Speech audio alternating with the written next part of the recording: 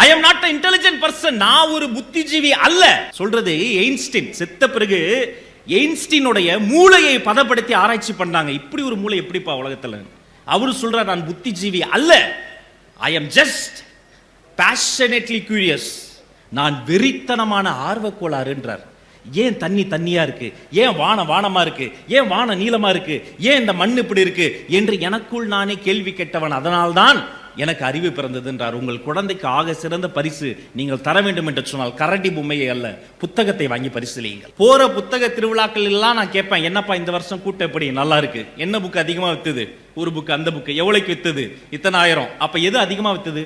மிளகா பஜ்ஜி 10 லட்சம் ரூபாய்க்கு வித்திருக்கு சார், டீ காஃபி 15 லட்சத்துக்கு வித்திருக்குமாங்க. என்னப்பா சொல்றீங்க? தன் மனைவியின் நகைகளை அடமானம் வைத்து புத்தகங்களை உண்டு செய்கிற ஒரே மனிதர் இந்த பப்பாசில இருக்கக்கூடிய பதிப்பாளர்கள் தாங்க. அவங்கள மாதிரி மனிதர்கள் உலகத்திலே கிடையாது, விற்காது என தெரிந்தும்.